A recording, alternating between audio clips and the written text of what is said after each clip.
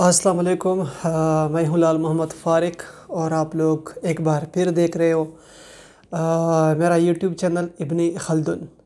तो आज एक और अहम मौजू है, आज एक और बहुत अहम टॉपिक है इब्नी खल्दुन की किताब मुक़द्दमा इब्नी खल्दुन के हवाले से। तो आज का टॉपिक हम पढ़ते हैं, आज का मौजू पढ़ते हैं कि आज का मौजू किस हवाले है। मैं तो समझता हूँ कि आज का मौजू बहुत अहम है, बहुत ख़ास है और आज का मौजू है माशरती क़ुव्वतें। जी हाँ, माशरती क़ुव्वतें।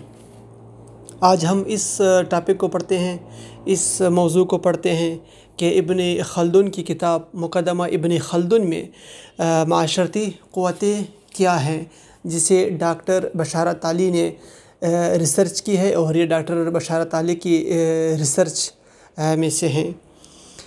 कहते हैं कि इब्नी खल्दुन बार बार इस पर ज़ोर देता है कि ये क़ुव्वतें न तो बाकायदा हैं और न ही गैर मुसलसल हैं। थोड़ी सी तामुक नज़री से हर शख्स इस बात का पता चला सकता है कि ये क़ुव्वतें एक ख़ास तरतीब से ज़ाहिर होती हैं, इसलिए इन्हें ज़ब्त व नज़्म का पाबंद कहा जा सकता है। जब इनमें तवाज़ुन, तरतीब और ज़ब्त व नज़्म बाकी न रहे तो माशरा यकीनन फितना और फसाद की आमाजगाह बन जाता है। इस सूरत हाल का नतीजा इसकी बर्बादी और नेस्ती की सूरत में ज़ाहिर होता है। हरकत और मनाजिल तरक्की की सूरत में ज़ाहिरन माशरा जिस कशमकश से दो चार होता है, इस हालत में भी इसका तवाज़ुन बिगड़ने न पाए। इब्न खल्दुन कशमकश को भी एक माशरती सबूती क़ुव्वत करार देता है। ये बात बतौर ख़ास याद रखनी चाहिए कि तमाम क़ुव्वतों में अगर नफ्सी क़ुव्वत गालिब और मौसर हो तो इसकी वजह यह है कि इसी के ज़रिए माशरे के मुख्तलिफ़ अज्ज़ा में इर्तिबाती कुल्ली पैदा होता है। सूरतुर राद की आयत नंबर 11 ज़ू मानी है, यानी सूरतुर राद आयत नंबर 11 की ज़ू मानी है। एक तो ये कि जो आम तौर पर मस्तंबत की जाती है, किसी कौम या फ़र्द की हालत नहीं बदलती जब तक कि वह अपनी हालत को न बदल डाले। हालत की तब्दीली ज़हन की तब्दीली के बग़ैर मुमकिन नहीं। हालत की तब्दीली ज़हन की तब्दीली के बग़ैर मुमकिन नहीं। इस किस्म के मानी जो बहरहाल मुतय्यन है कुरान शरीफ की इस तक़सीम के ताबे हैं जिसको महकम कहा जाता है।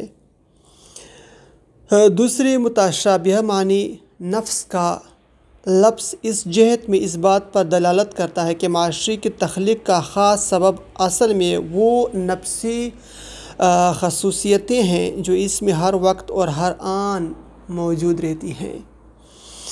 बिनाबरा इब्न खल्दुन ये नतीजा मुस्तंबत करता है कि माशरा लोगों के मुतहदा एहसास, मुतहदा ख़याल और मुतहदा इरादे से बनता है। इब्न खल्दुन ये नतीजा मुस्तंबत करता है कि माशरा लोगों के मुतहदा एहसास, मुतहदा ख़याल और मुतहदा इरादे से बनता है और यही इसके सबसे ज़्यादा मुस्तकिल और दायमी अनासिर हैं।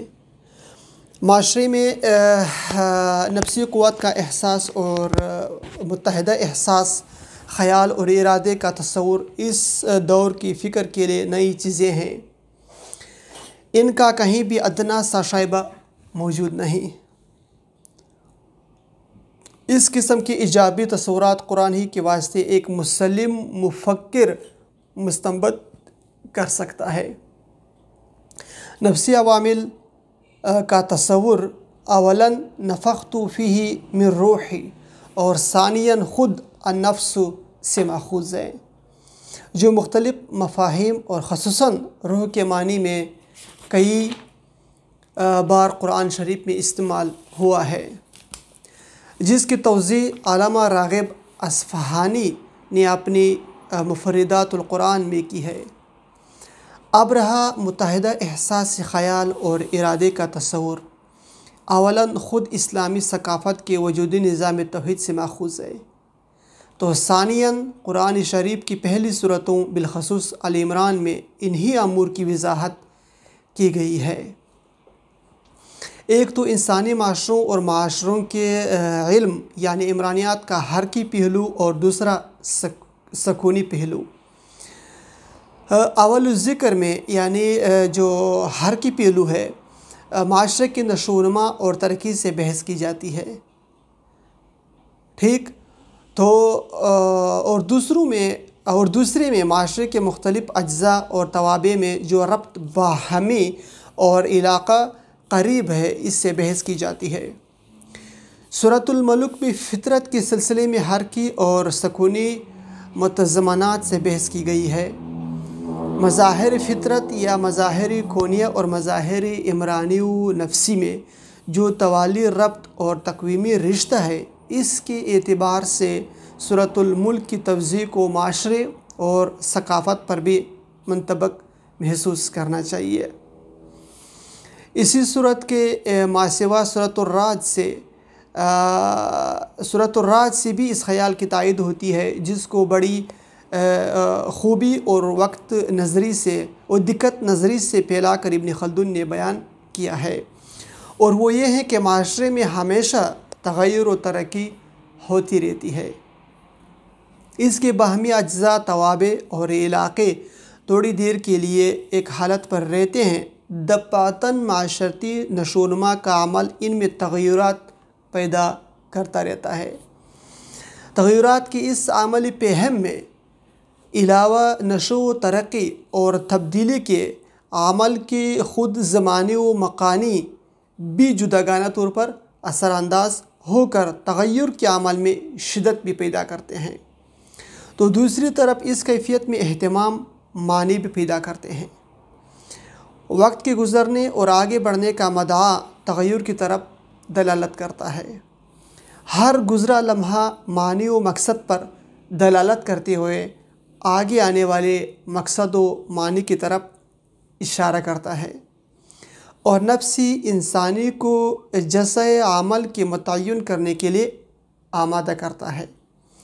زمان و مکان کا تصور یقیناً قدیم ہے، لیکن جس معنوی انداز میں اس کی صورتگری ابن خلدون نے کی ہے، یقیناً فکر کی دنیا کے لیے ایک نئی چیز ہے۔ زمان و مکان کی اسی معنویت سے زمان و مکان کے معاشرتی، ثقافتی اور روحانی واجبات پر ابن خلدون کی توجہ مبذول ہوئی ہے۔ چنانچہ اس دائرے میں کام کرتے ہوئے اس نے ایک نئے علم کی بنیاد ڈالی ہے، جس کو عمرانیات زمان و مکان کہتے ہیں۔ علاوہ قدر معنویت کے زمان و مکان میں جو تعلق باہمی ہے، اس سے زمانی و مکانی علتیت کا تصور بھی ابھرا ہے۔ اس لیے زمان و مکان کے رشتوں میں علت و معلول کی کیفیت بھی کما ہو کا وضاحت کی گئی ہے۔ ظاہر ہے کہ ابن خلدون نے یہ خیالات قرآن شریف بالخصوص سورۃ العصر سے اخذ کیے ہیں۔ دنیائے فکر کی تاریخ میں متذکرہ اہتمام سے صرف قرآن ہی نے اولاً ان کو پیش کیا ہے۔ اس دائمی تغیر کی بنا پر ظاہر ہے کہ معاشرتی اور ثقافتی نظام کے عام قوانین تو مرتب کیے جا سکتے ہیں، لیکن معاشرے اور ثقافت کی کسی مستقل حالت کا تعین ممکنات سے نہیں۔ انہی امور سے ابن خلدون نے اپنے مدونہ قوانین عمرانی میں بحث کی ہے، جس کو چارلس عیسوی نے اپنی کتاب میں درج کیا ہے۔ یہ وہ صورتحال ہے جس کی بنا پر معاشرتی سکونیات بھی معاشرے کی ایک متحرک تصویر بن گئی ہے۔ اس کے اجزاء اور علاقے جن مراحل سے گزرتے ہیں، ان کی توضیح کی جاتی ہے۔ حرکیات میں سکونیات اور سکونیات میں حرکیات کا موجود ہونا ایک اضطراری قانون ہے۔ یہ بڑا اہم پوائنٹ ہے۔ حرکیات میں سکونیات اور سکونیات میں حرکیات کا موجود ہونا ایک اضطراری قانون ہے۔ اس امر کی وضاحت میں غالباً آج بھی ابن خلدون کو تقدم اور فوقیت حاصل ہے۔ اس کے سوا دور جدید کے متذکرہ شعبوں میں یعنی عمرانیاتی سکونی اور عمرانیاتی حرکی کا بھی وہ اولین مؤسس ہے۔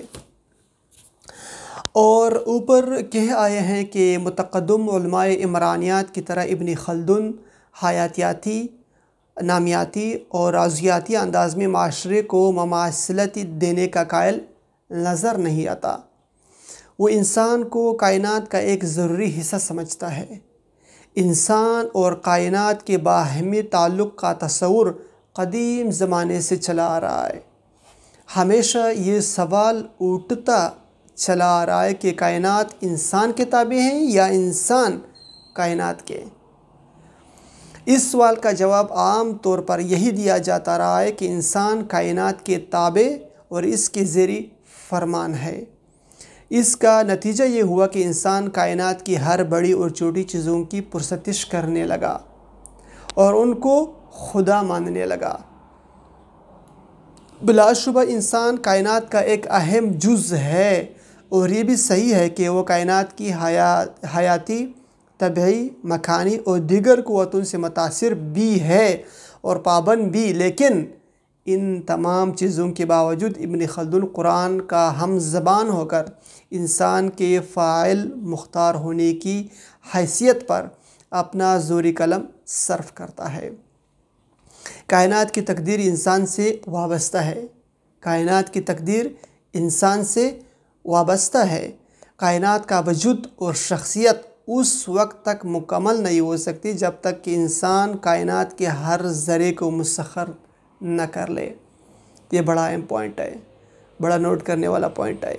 یہاں پہ کہا جاتا ہے کہ کائنات کا وجود اور شخصیت اس وقت تک مکمل نہیں ہو سکتی جب تک کہ انسان کائنات کے ہر ذرے کو مسخر نہ کر لے۔ کائنات میں شخصیت کا تصور سمجھا جاتا ہے کہ دور جدید کی عمرانیات کا ایک ناقد النظیر کارنامہ ہے، لیکن کوئی نہیں جانتا کہ ہینس کلسن اور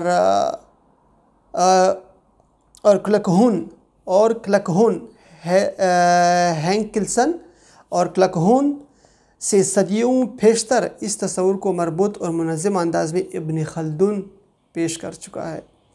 ابن خلدون کا استدلال ہے کہ شخصیت بغیر معاشرت کے ممکن نہیں، اس لیے کائنات کی ہر چیز معاشرتی نظام کے تابع ہیں، اور خواہ وہ حیوان ہوں یا نباتات، جمادات ہوں یا معدنیات۔ شخصیت اور معاشرت کا یہ توالی ربط کائنات کی وہ بدیہی حقیقت ہے جس کا اظہار پہلی مرتبہ قرآن کے ذریعے ہوا، اور اسی ماخذ سے استفادہ کرتے ہوئے ابن خلدون نے اس کو مبسوط اور حکمیاتی انداز میں پیش کیا ہے۔ کائنات اور انسان معاشرت اور شخصیت کے باہمی رشتے میں سلک و مروارید کی طرح جڑے ہوئے ہیں، تو دوسری طرف انسان ہی کو یہ عز و شرف حاصل ہے کہ وہ عقل استقرائی کا مالک ہے۔ انسان کو یہ شرف حاصل ہے کہ وہ عقل استقرائی کا مالک ہے، اور شجر و حجر و کائنات کی ہر چیز کے مقابل، خواہ وہ آسمان ہو یا زمین، کلچر بنا سکتا ہے۔ جس طرح انسان تین چیزوں کا حامل ہے، اسی طرح وہ کلچر کو ماضی سے حال کر سکتا ہے، حال میں اس کو مرتکز کر سکتا ہے، اور مستقبل میں وہ آنے والی نسلوں میں منتقل کر سکتا ہے۔ کلچر کے متذکرہ تین عوامل کی طرح انسان کے بھی تین حیاتیاتی اور نفسیاتی عوامل ہے۔ وتمت بالخیر۔ یہ تھا آج کا ٹاپک، یہ تھا آج کا موضوع جو آپ لوگوں نے سن لیا، اور یہ موضوع تھا معاشرتی قوتیں۔ کیا تھا؟ معاشرتی قوتیں۔ تو بڑا اہم مضمون تھا اور بڑا اہم ٹاپک تھا، اور اس میں بہت معلومات اکٹھی تھی، بہت معلومات اس میں جمع تھی، جو میں نے پڑھ کر آپ لوگوں کو سنا دیا، اور میں امید کرتا ہوں کہ آپ لوگوں کا آج کا یہ موضوع جو ابن خلدون کی کتاب مقدمہ ابن خلدون سے تھی، اور جس موضوع کا نام تھا معاشرتی قوتیں، تو مجھے امید ہے کہ آپ لوگوں کو یہ موضوع بہت اچھا لگا ہوگا اور آپ لوگوں نے اس سے بہت کچھ حاصل کیا ہوگا۔ تو ملتے ہیں کسی دوسری ویڈیو میں، کسی نئے ٹاپک کے ساتھ، کسی نئے موضوع کے ساتھ۔ تب تک کے لیے اجازت دیجیے۔ میں ہوں لال محمد فارق، اور میرا یوٹیوب چینل ابن خلدون لائک کرے، شیئر کرے اور سبسکرائب کرے۔ تو ملتے ہیں دوسری ویڈیو میں کسی دوسرے موضوع کے ساتھ. تب تک کے لیے اجازت دیجیے. خدا حافظ. السلام علیکم.